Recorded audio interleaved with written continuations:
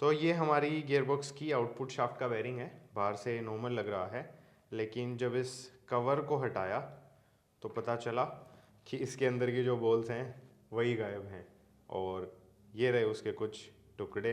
अब आप देख लो ये कितना डेंजरस हो सकता था। आज हम करने वाले हैं एक्टिवा का गियरबॉक्स रिबिल्ड। कुछ साल पहले मैंने प्रॉमिस किया था कि इंजन रिबिल्ड के जस्ट बाद में गियरबॉक्स रिबिल्ड है वो आ जाएगा, but it took some time. Anyways, gearbox की डिसमेंटलिंग मैंने की थी just to check it up. वो मैं हर स्कूटर के इंजन के साथ करता हूँ, और बहुत बार खाली जाती हैं चीज़ें, ज़्यादा कोई इशू आता नहीं है। बट अब की बार ये जो इसका बेरिंग है आउटपुट शाफ्ट का, वो कुछ एज यू कैन सी बिल्कुल ख़त्म हो रखा है। एंड दैट इज़ वाई मैं बोलता हूँ कि जब आप इंजन डिसमेंटलिंग करके उसको रिबिल्ड कर ही रहे हैं तो गियरबॉक्स भी एक बार चेक कर लो, क्योंकि सिर्फ ये 3 आइटम्स एक्स्ट्रा लगते हैं, उसके अलावा कुछ भी आपका एक्स्ट्रा नहीं लगता है, और ये कोई टाइम कंज्यूमिंग जॉब भी नहीं है। So with that being said, हमें पता चल गया क्यों हमें चेक करना चाहिए। अब हम बात करते हैं कि इसकी जो असेंबली की प्रोसेस है वो कैसे रहने वाली है। तो सबसे पहले हमें जो विजुअल इंस्पेक्शन है वो कर लेना है अच्छे से। कुछ भी पार्ट है वो डैमेज नहीं होना चाहिए, और जो बेरिंग्स हैं उनको आपको अच्छे से चेक करना है। इनका जो रोटेशन है वो स्मूथ होना चाहिए, और जिस कैविटी के बेरिंग्स हमने निकाल रखे हैं वहाँ पर जो कैविटी है उसको भी चेक कर लें, क्रैक वगैरह ना हो। गियर बॉक्स के अंदर बेसिकली मैन जो आइटम है वो हमारे बेरिंग्स ही हैं, और दूसरा जो है वो हैं ये गियर्स। तो इनमें अगर निशान वगैरह पड़ गए हैं, नॉर्मली दाग जिनको बोलते हैं, तो आवाज़ करेंगी ये। तो इसलिए आप देख लें कि इनमें डॉट्स वगैरह या मार्क्स वगैरह, डैमेज के कोई भी निशान वगैरह ये सब ना हो। और जनरली होता भी नहीं है, क्योंकि ये जो गियर बॉक्स है बहुत ही सिंपल है, और इसमें इतना लोड भी नहीं आता है कि ये डैमेज हो जाएं। बट स्टिल चेक करने में क्या जाता है, अभी सारी चीज़ें खुली हुई तो हैं। With that said and done, अभी सबसे पहले जो बेरिंग हमारा डैमेज निकला था उसको हम रिप्लेस करते हैं। तो पुराना बेरिंग मैं निकाल चुका हूँ यहाँ से, अब ये नया बेरिंग है ये यहाँ पर फिट करना है। तो जनरली 3 मेथड्स होते हैं। पहला, आप इसको गर्म कीजिए और इसको फ्रीज़र में ठंडा कर लीजिए, एंड ये सिंपली प्रेस हो जाएगा with little bit of tapping. वो सबसे कम अग्रेसिव मेथड है। दूसरा है प्रेस मशीन, आप प्रेस मशीन पर जाकर के इसको यहाँ पर रख करके प्रेस कर सकते हैं।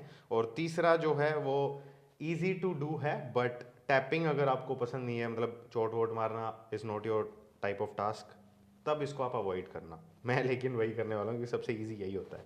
तो सबसे पहले जिस कैविटी में हम इसको फिट करने वाले हैं, बेसिकली जो रेस है जहाँ पर बेरिंग फिट होने वाला है, उसको थोड़ा सा लुब्रिकेट करना है। यहाँ पर मैं इंजन ऑयल यूज़ कर रहा हूँ क्योंकि गियर ऑयल जो होता है वो थोड़ा सा थिक होता है, और यहाँ पर हम लुब्रिकेटिव फिल्म है वो चाहते हैं, बट वो पतली रहे।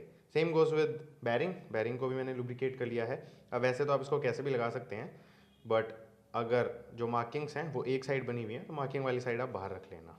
उसके बाद में आपको इसको अलाइन करना है, एंड फिर अब बिकॉज हम आउटर रेस है उसको फिट कर रहे हैं, तो हम सिर्फ आउटर रेस पर ही टैप करेंगे। सबसे पहले थोड़ा थोड़ा टैप करना है।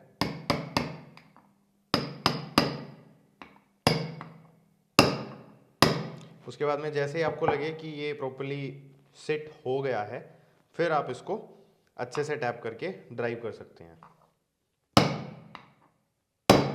और जब जो बेरिंग है वो फ्लश हो जाए इस वाले सरफेस के अगेंस्ट, तब आपको इसका जो आउटर डायमीटर है उसकी साइज़ का एक सॉकेट लेना है, और उसके बाद में इसको इस पर आपको प्लेस करना है, एंड फिर इस पर आपको टैप करना है।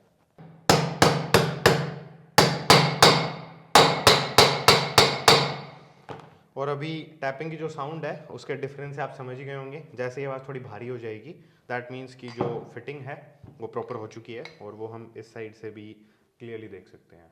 और अब बारी आती है जो ऑयल सील है उसको लगाने की। तो इस वाली सील में जो फ्लैट फेस है वो हम अंदर रखेंगे, और जो स्प्रिंग वाली साइड है या फिर ओपन फेस जो है उसको हम बाहर रखेंगे। और ये जो सरफेस है इसके बिल्कुल फ्लश फिट होगी, और ज़्यादा अंदर इसको हमें फिट नहीं करना है। There we go. उसके बाद में यहाँ पर थोड़ा सा जो ऑयल है वो लगाएंगे, एंड ये हमारी आउटपुट शाफ्ट है। इसका ये वाला जो सिरा है ये यहाँ से स्लाइड होगा, लेकिन ये जो सेक्शन है ये हमारी जो सील है उसके साथ सीट होगा। और लगाते टाइम मेक श्योर कि सील डैमेज ना हो, तो बहुत ही केयरफुली हमें इसको इंसर्ट करना है, एंड उसके बाद में थोड़ा सा इसको हम ट्विस्ट करते हुए नीचे की साइड प्रेस करेंगे। There we go. और अभी जो बेरिंग्स हैं उन पर मैं गियर ऑयल लगा रहा हूँ। और अब लगाएंगे इस वाले गियर को। तो इसमें आपको हेलिकल कट वाले जो टीथ हैं वो मिलने वाले हैं। हेलिकल मतलब ये जो टेढ़े जो टीथ कटे हुए हैं उनको बोलते हैं। ये थोड़ा सा जो साइलेंट रहता है, मतलब नॉइज़ है वो गियर्स की आपस में कम आती है। इसमें ये जिस साइड ये KWPJ मतलब जो भी इनके कोडिंग्स वगैरह हैं कंपनी की वो लिखी हुई है, उसको हम नीचे रखेंगे। एंड ये वाली जो सेक्शन है ये हम ऊपर रखेंगे और ये जाएगी यहाँ पर कुछ इस तरीके से। और उसके बाद में ये एक शाफ्ट है जिसमें ये जो छोटे वाले स्प्लाइंस बने हुए हैं इस वाले हिस्से को हम नीचे रखने वाले हैं। तो ये बेसिकली कुछ इस तरीके से लगेगा। There we go. ये जो टीथ हैं दोनों आपस में ये फ्लश रहेंगे। उसके बाद में ये ब्रीदर ट्यूब है, इसको यहाँ पर कुछ इस तरीके से लगाना है। ये बेसिकली जब टेम्परेचर बढ़ता है तो हल्की फुल्की जो वेपर्स हैं वो बनती हैं एंड वो कुछ इस तरीके से इसमें से बाहर निकल जाती हैं ताकि इसमें जो एयर प्रेशर है वो ज़्यादा इंक्रीज ना हो। उसके बाद में लगेंगी 2 डावल्स, एक लगेगी यहाँ पर, दूसरी यहाँ पर लगने वाली है। और फिर लगाएंगे हम जो गैस्केट है उसको। तो गैस्केट को सिंपली अलाइन करना है, as you can see. There we go. तो ये वाला जो सेक्शन है हमारा वो रेडी है। तो अभी हम आ गए हैं दूसरी वाली साइड पर। तो इसमें सबसे पहले ये जो हमारी शाफ्ट है, इनपुट शाफ्ट, ये हमें यहाँ पर लगानी है। और उसके लिए ये जो बैरिंग है इसको हमें यहाँ पर फिट करना पड़ेगा। तो वही बात, कोल्ड या हॉट मेथड या फिर प्रेसिंग या फिर टैप। टैप थोड़ा सा इसमें रिस्की हो सकता है बट उसका भी प्रॉपर तरीका आपको बताऊंगा। सबसे पहले जो इसकी इनर रेस है उसको करेंगे अच्छे से लुब्रिकेट और इसी तरीके से इंजन ऑयल जो हमारा बेरिंग है उस पर हम लगाएंगे। और अब हम इसको यहाँ पर ऐसे प्लेस करेंगे। तो जो हमारी इनपुट शाफ्ट है वो थोड़ी सी लंबी है, तो या तो आपको नीचे कुछ सपोर्ट लगाना पड़ेगा। मेरे केस में मैंने इसका जो एज है वो टेबल से जैसे ही बाहर निकाला तो काम बन गया। अभी इसको फिट करना है जिसके लिए हमें इसकी आउटर रेस पर ही टैप करना है। यहाँ पर टैप मत करना, अदरवाइज बैरिंग डैमेज हो जाएगा और ये जो है ये भी डैमेज हो जाएगा। तो उसके लिए ये एक सॉकेट है जिसको मैंने ड्रिफ्ट बना रखा है। तो इससे मैं सबसे पहले हल्के हल्के 360 टैपिंग करूँगा ताकि ये अपनी जो कैविटी है या रेस है उसमें स्लोट हो जाए।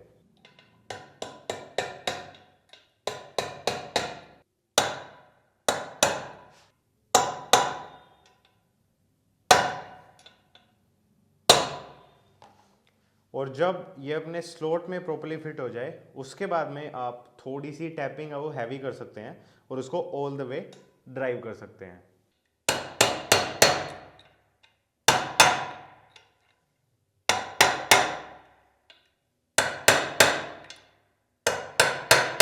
And once that is done उसके बाद में हमें जो बैरिंग है उसमें गियर ऑयल डालना है एंड ऐसे ही ये जो 2 बैरिंग्स हैं इनमें। और अभी इनको करना है मर्ज। तो उसके लिए ये जो बैरिंग है इसमें इसका ये वाला हिस्सा जा कर के लगेगा और इसके जो ये हेलिकल गियर हैं ये इस वाले गियर में मर्ज होंगे। तो प्रोसेस मैंने बता दी है, अब करनी कैसे है वो आप देख सकते हैं।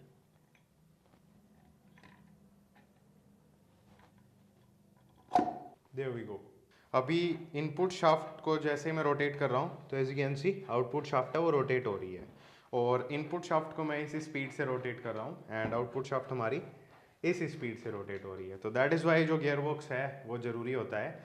ये जो हमारा इनपुट है उसको आउटपुट में और ज़्यादा टॉर्क इंक्रीज करके भेजता है। इससे ये जो आरपीएम्स हैं ये तो ज़्यादा रहते हैं, ये आरपीएम कम रहते हैं, लेकिन टॉर्क है वो बहुत बढ़ जाता है जो कि इनिशियली जब हम एक्सेलरेट करते हैं स्कूटर को तब यूज़ होता है। जो बोल्ट्स हैं इसके वो लगाते हैं। टोटल 7 बोल्ट्स लगने वाले हैं जिनमें से 3 अंदर लगेंगे।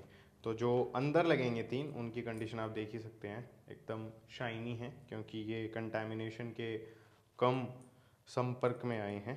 2 जो बोल्ट्स हैं वो लंबे हैं, एक बोल्ट है वो लेंथ में छोटा है कंपेरेटिवली। तो छोटे वाला जो बोल्ट है वो लगेगा सबसे नीचे एंड जो 2 बड़े बोल्ट्स हैं वो एक यहाँ पर लगेगा एंड एक लगेगा यहाँ पर। फिर बच गए ये 4 बोल्ट्स। तो इनमें 3 छोटे हैं एक बड़ा है। तो जो बड़े वाला बोल्ट है वो नीचे की साइड लगने वाला है, एंड फिर जो बचे हुए 3 बोल्ट्स हैं वो 1 बाई 1 जो बचे हुए स्लॉट्स हैं उनमें लग जाएंगे। और अभी 10 मिलीमीटर के सॉकेट की हेल्प से इनको क्रिस क्रॉस पैटर्न में टाइट करना है। और अभी लगाएंगे इस वाली साइड की ऑयल सील। तो सबसे पहले ये वाला जो सरफेस है इसको थोड़ा सा लुब्रिकेट करेंगे, और ऑयल सील का जो आउटर लिप है उसको लुब्रिकेट करेंगे। एंड इसमें हम जो फ्लैट साइड है उसको बाहर रखेंगे, बेसिकली कुछ इस तरीके से लगेगी, बी केयरफुल। और अभी इसको हम प्रेस कर देंगे इतना कि ये फ्लश हो जाए इसके साथ। अभी ड्रेन और फिल होल के जो बोल्ट्स हैं उनको उनके रिस्पेक्टिव वॉशर्स के साथ लगाना है। By respective I just mean कि वॉशर लगाना है, सेम ही होते हैं दोनों वॉशर्स और दोनों बोल्ट्स। तो इसको लगा करके करना है टाइट, एंड उसके बाद में इसमें लिखा हुआ है कि 0.12 लीटर जो है ऑयल आएगा। दैट मीन्स कि 120 ml इसमें जो गियर ऑयल है वो आता है। अब बिकॉज हमने पूरा ड्रेन कर रखा है तो पूरा जो 120 ml वाला जो पाउच है वो आप इसमें डाल सकते हैं। बाकी प्रॉपर तरीका होता है जब आप उसको पूरा तैयार कर लें और जब स्कूटर मैन स्टैंड पे खड़ा हो तब आपको यहाँ से जो गियर ऑयल है वो फिल करना है, और जब यहाँ से गियर ऑयल निकलना शुरू हो जाए तब आपको फिलिंग रोक देनी है, फिर आपको बोल्ट लगा देना है। तो दोनों मेथड्स सही हैं, जो आपको ठीक लगे आप वो कर लीजिएगा। मैं हालांकि अभी फिल कर रहा हूँ, और इंडियन होने का सबूत है वो भी टाइम टू टाइम, सॉरी भारतीय होने का सबूत है वो भी टाइम टू टाइम देते रहना चाहिए। तो इसलिए इसको मैं पूरा ऐसे स्क्वीज़ करके फिल कर देता हूँ। अभी बोल्ट टाइट कर देंगे। Right, so with that said and done हमारा जो गियर बॉक्स असेंबली का काम है वो होता है पूरा। अब जब आप ये सब असेंबल कर लें और स्कूटर आपकी चलने लग जाए तब जो लीकेज वगैरह है वो और एक बार चेक कर लेना। अगर आपने सब कुछ सही से किया होगा तो लीकेज नहीं होना चाहिए। अगर लीकेज हो रहा है तो फिर जहाँ से हो रहा है उस पर्टिकुलर एरिया को आपको एड्रेस करना पड़ेगा। और एक ज़्यादा ज़्यादा टिप और दे देता हूँ, अभी तक वीडियो देखिए इसलिए बता रहा हूँ। जो गियर ऑयल मैंने पहले डाला है वो आप तभी डालना जब आप ये वाली साइड है ये ऊपर रख सको, अदरवाइज़ फिर गियर ऑयल है ना वो ब्रीदर का जो ये वेंट है यहाँ से आकर के गिरने लगेगा।